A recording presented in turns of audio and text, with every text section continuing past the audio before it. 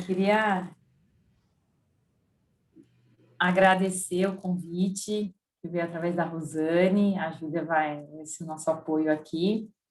É um prazer. Eu sou paulistana, sou mãe do Dante, que tem 2 anos, fez 2 anos na sexta, então o chat vai ficar abertinho ali para vocês comentarem. É legal a gente se conectar, né? Acho que nesse momento de pandemia, eu acho que é algo que pôde viabilizar um pouco de saúde mental, ver oportunidade em estar à distância e conseguir se conectar com as pessoas, né? Acho que esse lugar viabilizou aí algumas oportunidades aí de evolução, né? Para as empresas, para as pessoas. Então, é, ter essa felicidade, né? De falar que às vezes com pessoas tão distantes que o dia a dia antes não permitia, né, por conta da gente estar sempre no muito imediato, no presencial. Eu acho que ele diz muito sobre o que a gente está vivendo, e eu acho que isso também diz sobre o que a gente vai falar, que é a nossa pauta de hoje aqui. A gente não preparou nenhuma atividade específica para a gente interagir, a gente até ficou curioso de quantas pessoas viriam, e se de fato a gente faria um momento de perguntas em grupo, aberto, ou em grupos menores. Uma possibilidade também que a gente pode decidir juntos aqui, em rede também. Eu tenho a sorte de ter várias pessoas aqui que participaram desse projeto, então eu vou dividir a fala com alguns de vocês. Eu acho que eu não consigo ver todo mundo, né, a caixinha de todo mundo, porque eu acho que já estourou, mas o chat eu vou deixar aberto, e a gente preparou uma apresentaçãozinha, vai rolar alguns vídeos em alguns momentos, mas vocês fiquem à vontade em me interromper a qualquer momento, em perguntar, em tirar dúvidas, tá? A ideia é contar um pouquinho desse movimento, desse grande projeto que a TOTUS despertou a nossa curiosidade lá atrás, e aí eu vou tentar sincronizar aqui. Eu acho que avançou aí para vocês, né, telinha? Deixa eu jogar vocês para cima aqui. Estou com várias telas abertas, legal. Bem, eu sou a Daniela Andrade, eu trabalho nesse grupo da Universidade TOTUS, em rede na TOTUS. Eu acho que para falar um pouquinho dessa universidade, a gente vai ter que falar um pouquinho dessa empresa, que é a TOTUS, que ela tem um drive super importante e interessante. É uma empresa que é a maior empresa de tecnologia do Brasil hoje, de software de gestão. A TOTUS se orgulha de ter um catálogo de mais de 220 produtos, de soluções de gestão e tecnologia. Então, a gente brinca que praticamente a TOTUS processa mais de 1 trilhão, passa pelos nossos sistemas. Ela representa 52% do Brasil, faz a gestão do seu negócio através de TOTUS. Então, se a gente cair no nosso sistema, a gente faz o Brasil parar, e por isso que a gente tem no nosso centro da nossa comunicação e da nossa divulgação o Brasil que faz, né? A gente acha muito que o nosso DNA, ele permeia também os nossos clientes. No ano passado a gente gerou uma pesquisa que os nossos clientes, eles tiveram, acho que mais de 80% deles, crescimento. Em momento de pandemia, isso mostra o quanto que está digitalizado, está aderente à gestão, faz com que a gente tenha alta performance e consiga passar por alguns momentos difíceis com saúde financeira e com alta gestão. Esse grande gigante que é a TOTS, ela se formou na aquisição de empresas. Isso, quem trabalha com RH sabe o quanto difícil é alinhar cultura, alinhar pessoas, alinhar conteúdo, alinhar qualquer coisa, né? Eu acho que o grande desafio das organizações. Eu acho que esse evento é legal porque ele traz várias faces. Aqui a gente vai ficar naquilo que a gente sabe fazer e falar, que é falar de organização, né? Eu participei de manhã da questão da aprendizagem diagonal, mas aqui a agenda, de fato, é uma agenda corporativa. Então, acho que o grande desafio das corporações é falar de cultura, e quando a gente envolve várias empresas, isso acaba sendo mais de desafiador. Então, hoje, o ecossistema da Universidade TOTUS em Rede, que a gente já vê como um hub, ele entrega soluções para a educação social, e a gente está falando especificamente nas nossas relações governamentais. A gente tem aí um curso nas ETECs, né? A gente deve entrar em FATEC, a gente também tem uma conexão com o iOS, a gente entrega conteúdo e soluções para as nossas gerações, especificamente nossas portas de entrada. A gente também atinge todo, de A a Z, a questão dos colaboradores TOTOS, e a gente também atende toda a nossa cadeia. Então, a gente entrega conteúdo para franquias, canais, todo mundo que implanta TOTOS. Então, a nossa grande visão disso tudo é uma experiência de aprendizagem focada em experiência de dados, né? A gente acredita que o usuário que precisa de alguma coisa, ele tem autonomia para ir buscar, desde que exista a disponibilidade de conteúdo e uma viabilidade de comunicação, que é falar diretamente com quem produz aquilo. Então, a gente faz educação através de tecnologia, metodologia e inovação, né? Então, é um pouquinho o que a gente faz, e a gente vai falar muito de escala, e exponencialidade e individualização também, né? Então, quanto que tudo isso fez desse movimento de universidade em rede uma solução que conseguiu cobrir aí os gaps e ajudar a gente a resolver alguns desafios aqui. Bem, contando essa história, a Universidade TOTOS não surgiu ano passado, ela surgiu em 2017 como uma universidade clássica, né, que tinha a possibilidade de entregar conteúdo para alunos, né, seja um conteúdo presencial ou um conteúdo à distância. O presencial, obviamente, a gente está falando da gestão de sala, lista, avaliação pós e tudo mais, tudo aquele logístico que as companhias precisam para tangibilizar e gerar resultado da história toda, quanto do online. Naquele momento, a gente adquiria conteúdo de várias formas, né? Comprando catálogo, comprando conteúdo personalizado ou produzindo.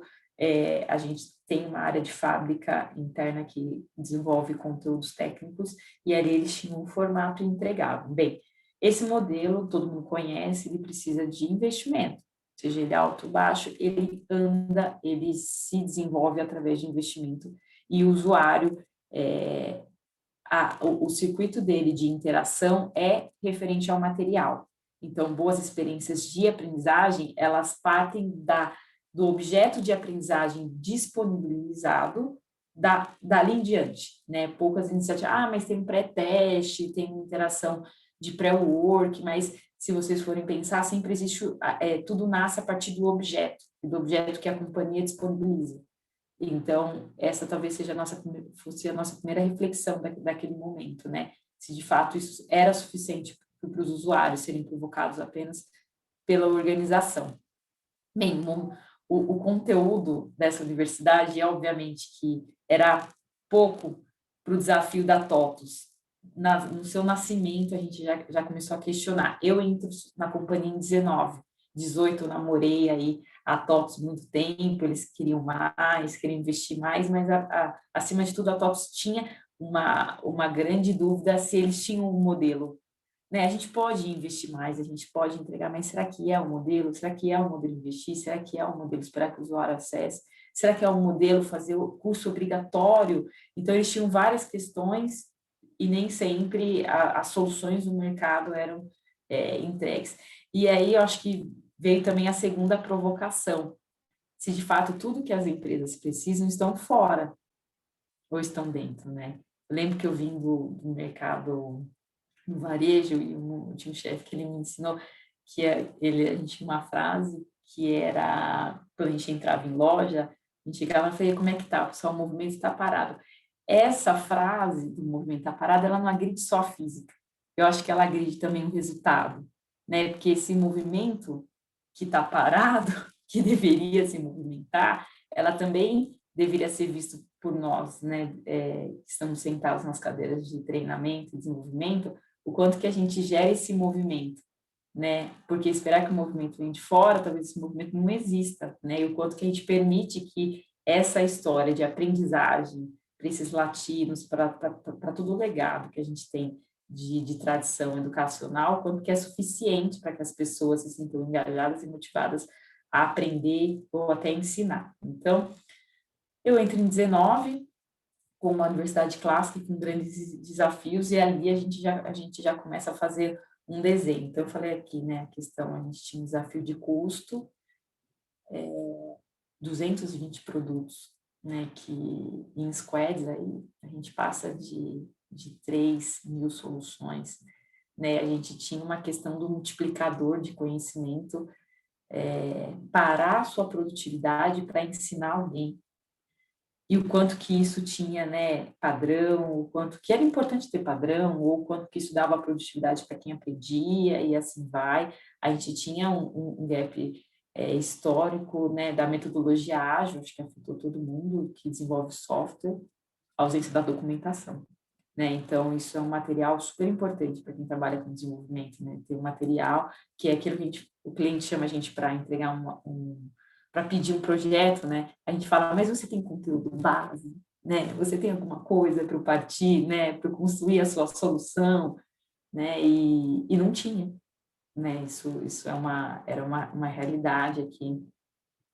Produzir conteúdo numa empresa que produz solução de inovação. Eu terminei de produzir conteúdo, eles falam que sabe o que é que mudou. Você fala, mudou o que? Mudou todas as telas, mudou a ordem. Mas, ai, que legal. E aí também era um complicômetro ali né, nessa história toda. E a TOTS tinha uma necessidade de ser uma reinvenção, né? Eu acho que a TOTS ela entrega a solução de gestão para as companhias. Então, muitas vezes os nossos clientes buscam a TOTS, mas como que vocês fazem isso? E a gente queria, de fato, ocupar esse espaço de falar, poxa, a gente quer ser admirado, a gente quer compartilhar, a gente quer ensinar, né, e nessa agenda tão prioritária que é RH, que é desenvolvimento, por que não ser algo admirável nisso? Então, assim, eram muitos desafios, né, e aí a gente começou a se questionar também, né, o porquê que o modelo era insuficiente, e a realidade era o consumo do conteúdo mudou, né? Talvez eram algumas estruturas, e o que é importante dizer também é que cada empresa talvez precise de algo específico para si. E aqui funcionou isso, talvez em outros lugares funcione de outra forma, adaptado, diferente. Então, aqui era importante a gente entender que o consumo tinha mudado para a gente também. A gente estava com um modelo antigo, mas que poderia ser atual para muitas empresas, mas aqui tinha que ser diferente, né? A gente queria evoluir quanto rede, mas não porque seria legal, é porque a gente já estava conectado em rede, né? A gente já é uma empresa que nasce com alto padrão, com alta crítica, então você entregava um conteúdo, a gente não se orgulhava tanto das nossas avaliações de satisfação, coisas que eu vim de outras estruturas que a gente batia palma para notícia ruim até, né? Então era muito mais fácil agradar. Então aqui o âmbito do crítico era muito mais, né? Mas quem é que você vai trazer para entregar o conteúdo? De onde vem esse conteúdo? Por que são tantas horas? Por que são poucas horas? E isso me ajudou no dia a dia, não ajudou? Então, uma sociedade crítica aqui, que muitas vezes se validava entre eles, mas era difícil entrar. E como que era importante ter uma chancela, né? Então, acho que o diagnóstico inicial desse projeto, a gente olhou o que era valor aqui dentro. E essa moeda de valor é importante na hora do aprendizado. Então, eu assim, poxa, se a gente acabar não entregando algo que eles acreditam, não terá um resultado possível. Então, a gente falou assim, poxa, o desafio está aí, né? A gente vai ter que mudar a forma que a gente olha isso, eles vão ter que mudar a forma com que olham isso. Compartilhar foi o primeiro DNA que acendeu muito forte aqui, porque era muito comum, isso assim, não, mas por que você está trazendo alguém de fora? Não, o cara aqui do lado entrega melhor, né? Não, eu aprendo mais quando a Rosane me ensina, quando o Fábio me explica, quando a Vanessa me orienta, né? E aí, né, eu preciso de alguém de fora. Então, essas coisas foram acendendo para a gente, assim, como luzes mesmo, e o caminho foi se abrindo ali, e aí a gente toma uma decisão, né? De entender que se o nosso DNA, né, quem aprende faz e quem faz compartilha. Acho que tão claro quanto a nossa filosofia, esse caminho de educação ficou claro quando a gente se conectou com o que a gente era. E aí a gente foi avançando nessa história, a gente se questionou muito se a gente não tivesse tomado a decisão de ter uma estrutura de universidade em rede, e não foi só uma tomada de decisão, mas foi uma tomada de decisão que se desdobrou num plano de ação, em caminhos que a gente teve que abrir, escolha de mentores, escolhas bem complexas de comunicação, entendeu como que essa ideia ficaria em pé e teria resultado, mas a história passava pelo fato. A gente estava com a universidade para lançar na semana que a gente entrou no lockdown, né? Não sei se foi o lockdown ainda, acho que foi o momento que a gente decidiu ficar em casa. Foi 14, foi 15, 13 de março. 17 de março, 17 de março? Foi a segunda-feira, né? Foi. 13 foi a sexta, 17 foi a segunda, 16 foi a segunda. Para mim foi 13. Foi 13. Imagina, 13 de março, a gente com uma campanha presencial, mesmo sendo uma universidade online à distância, quem não gosta de dar uma coisinha, um presentinho, vamos pôr um banner na porta da empresa, né? Todo mundo gosta, né? Foi difícil para a gente também, né? Se desvencilhar. A gente até achou, poxa, vamos fazer o que dá, vai. Né? A gente até duvidou que seria tão impactante fazer à distância, algo que a gente sempre fez presencial, né? E a gente falou, vamos lá, vamos divulgar esse projeto, e a gente escolheu a sexta-feira. Difícil comemorar, difícil ter um tom positivo, né, com tanta coisa negativa que estava acontecendo. Eu acho que no início foi até mais fácil administrar ficar em casa, porque talvez fosse o lugar que a gente menos ficasse, né? Aí a gente falou, agora eu vou ficar em casa, eu vou assistir Netflix, vou fazer um monte de coisa que eu não fazia, mas depois a gente não voltava mais, foi ficando entediante. Mas o fato é que a gente tirou também o melhor disso, para... Se a gente não tivesse essa estrutura para rodar, a gente estava com 80% do nosso portfólio presencial. A gente estava operando com 55 conteúdos por mês, né? Então, a gente não tinha um catálogo tão ativo assim, né? Se vocês forem pensar, tem até um... Para aqui, ele já está indo direto ali, mas só para vocês entenderem, a gente opera hoje com 250 cursos novos, no mínimo, por mês, produzidos pela rede, né? A gente tem um portfólio aí juntando nossos soft skills, que era o que a gente mais tinha antes, e os nossos hard skills, quase 5.000 conteúdos. Então, a gente fazia desse momento que muitas áreas retraíram, entregaram os seus orçamentos, porque não dava para fazer a presencial, e estavam começando a remodelar a distância, a gente acabou tirando bons números dessa história toda. Então, nesse momento de pandemia, a gente acabou indo para essa história aí, né? Nova plataforma, novo modelo de compartilhar vídeos, 130 mil horas, representa acho que 3 ou 4 vezes mais do que a gente fazia antes. Quando a gente fala de 7.882 tótulos, é o que tem na nossa folha, mas a gente impacta hoje 12 mil por conta da nosso ecossistema e dessas novas aquisições e tudo mais. E aí, 5.400 títulos, isso foi o corte do final do ano passado, eu sei que a gente tem meta, a gente talvez fechou, né, com 8.000 conteúdos aí entregues.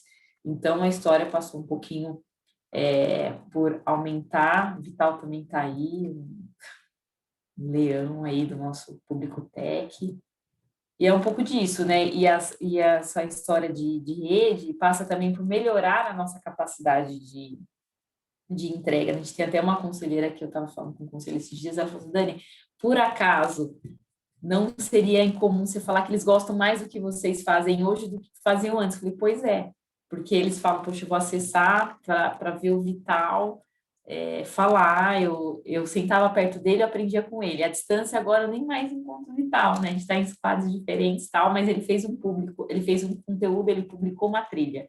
Eu vou lá e assisto o Vital, compartilho o conteúdo dele, comento com ele, e assim avançamos nessa história com boas avaliações, né, e uma boa percepção, né. Quando a gente lançou um modelo, a gente chegou a ter 1.044 produtores de conteúdo. E aí depois a gente voltou e falou, deixa eu te explicar, né, você vai precisar gravar, você vai precisar editar, você vai precisar desenvolver o seu conteúdo de ponta a ponta, porque é isso que eles fazem, né. Porque às vezes vocês pensam, eles gravam de qualquer jeito, sobem, lembra que o nosso público é super crítico, né, imagina o quanto que vocês estaria sendo vulnerável nesse ambiente, caso você, né, entregasse algo que não combinasse, né, com o que a companhia pede, com o que o usuário espera. Então, essa nota, ela vem desse lugar, né, do cara que ele ligou o computador dele, ele gravou, ele pensou no conteúdo, ele criou a trilha, ele gravou, ele editou, ele subiu, então, e comparou, né, com outras pessoas, né. A Rosa, eu estou com vários coaches aqui, eu vi uma pergunta da Fernanda, né? É óbvio que existe uma orientação de trilhas que a gente precisa mais urgentes que outras, mas eles desenvolvem aquilo que é uma atividade que ela é uma escolha individual, né? A gente não obriga ninguém a fazer e nem escolhe essas pessoas se disponibilizam a criar os conteúdos. E no começo, a maior frase que a gente ouvia é: poxa, não tem controle? Vocês não têm controle disso? E a gente não tinha, a realidade era essa, mas a gente não queria ter, a realidade também era essa. Então, para você, a gente falava, não tem, então, se a gente falava, por que precisa ter? E com o tempo, isso foi incorporado com uma grande vantagem, essa liberdade de entregar e atuar. Mas não dava para contar tudo também nisso, né? Uma empresa que cresceu falando de controle, aí você fala, não, não tem controle, vai subir. Ah, mas quando o conteúdo não for bom, tá? Para quem? Para o aluno? Se o aluno não gostar, ele vai falar. E aí vai tocar um telefone vermelho de alguém aqui, a gente vai desabilitar e vai entender o que aconteceu, mas vamos deixar acontecer. A gente não precisou fazer isso. Então, eu acho que o modelo, de fato, ele teve boas oportunidades, né, para revelar o que era importante e o que não era. Talvez o controle nunca fosse algo tão importante para a gente, né? Essa história de colaboração e reconhecimento, ela foi muito significativa para a gente, né? Quando a gente falou, poxa, mas se as pessoas já colaboram, elas já trocam informação, pô, vai lá e faz, então, né? Não precisa de uma máquina de reconhecer, não precisa de gamificação, não precisa aprender, mas, poxa, e o nosso papel quanto agentes, né, para disseminar o modelo?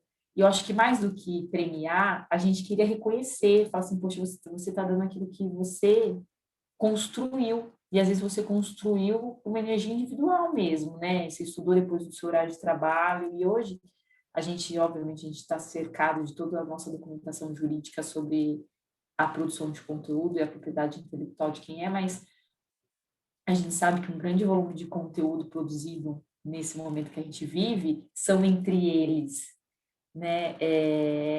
São entre essa forma de trocar com a família. Às vezes, quem liga a câmera do pai é o filho, né? Quem monta o ambiente para a mãe é a filha, quem dá aquela dica para a mãe, fala, ai, mãe, põe uma vinheta no começo. Então, assim, a gente também proporcionou essa realidade para eles, né?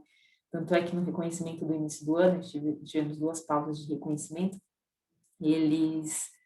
a família participou dos vídeos de gratidão que a gente acabou gerando e foi incrível, né? Enfim, né? Muita choradeira, tal, enquanto que eles se sentem parte desse movimento, né? Digital e de aprendizagem, né? Se orgulhar do pai, se orgulhar da mãe que foi lá, gravou e recebeu ainda alguma coisa. É óbvio que a gente vai falar em mais detalhes aí os nossos eixos de reconhecimento e recompensa, mas eles são 2, né? Então, ele é um reconhecimento mensal, né, onde os nossos VPs, de fato, olham para quem mais produziu, quem teve maior qualidade, quem teve maior destaque e agradece, né, e essas pessoas, no momento de pura invisibilidade, né, todo mundo está em casa e é mais difícil cruzar no elevador, é mais difícil ser lembrado, elas aparecem para todo mundo numa comunicação que a gente tem, e anualmente a gente tem aí prêmios bem significativos, praticamente a gente destinou 30% do nosso valor de investimento de construção de conteúdo e compra para reconhecer, então tem prêmios de R$ 50 mil, e os 40 primeiros são de fato premiados. E tem até um evento super bacana para celebrar isso, né? E aí a gente traz um pouquinho, poxa, mas as pessoas gostam e participam e tudo mais, né? E esse projeto, ele também dá a possibilidade de a gente medir o tempo todo, né? Ah, mas vocês pararam de fazer, né? Seus espertos, né? Vocês já não compram mais muito conteúdo, vocês não constroem conteúdo, a galera toda tá produzindo o que vocês estão fazendo. A gente faz muita coisa, né? Acho que a Rosane daqui a pouco vai falar um pouquinho da história, E aí a gente mede, né, esse ambiente o tempo todo, né, da perspectiva do aluno, da perspectiva dos clientes internos, da perspectiva das trilhas essenciais, os nossos indicadores permitem que a gente se antecipe e olhe de uma forma muito precisa onde a gente mexe essas alavancas, né? Eu vou ler um pouquinho aqui os textos da última pesquisa de comunicação, né? A forma como temos a liberdade de encaixar a produção de vídeo no nosso tempo disponível, com essa possibilidade de se programar sem a pressão de ter que gravar, você consegue conciliar no seu dia a dia. É sobre isso, né? É sobre o que você tem para entregar na medida que você pode e acredita, né? No começo eu achei ruim ter liberdade, mas hoje eu vejo que é bom, né? Eu volto a dizer, era uma pressão sobre, não, vamos ter indicador, vamos ter isso, vamos ter aquilo, não. Deixa, entrega na mão aí deles e uma hora a gente vai ver se isso de fato faz sentido. Duração de vídeos curtos. Isso atrai mais o pessoal do que vídeos longos, né?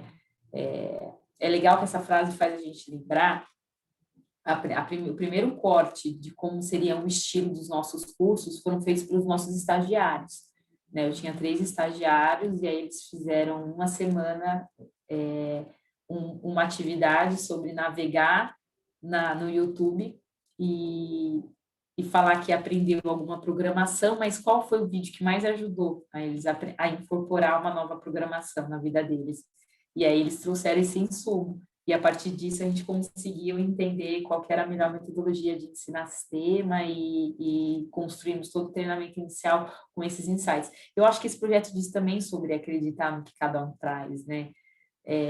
Ok, era quem a gente tinha, mas a gente sempre soube reconhecer que todo mundo tem o seu valor, né? E eu acho que isso, o projeto também olha para essa questão humana, né? De que cada um tem a entregar e talvez evolua mais até entregando. A gente também não desconhece um movimento com tantas pessoas numa rede colaborativa de tecnologia, então até que chegue um novo número para a gente ser parceiro, a gente acredita que a gente seja um grupo, o maior grupo que desenvolve conteúdo a todo tempo. Acho que é difícil, né, alguém de treinamento falar que existem quase 500 pessoas produzindo conteúdos todos os dias. Então, a gente se orgulha e tem a vantagem de ter essas pessoas produzindo conteúdos a todo momento, né? Sobre a comunicação, eu vou falar da atual e, Rô, você me ajuda falando? Não, eu vou falar da que acabou e a Rosane vai falar da próxima. Eu estou um pouquinho gripada, então ela vai me ajudar nesses respiros aí.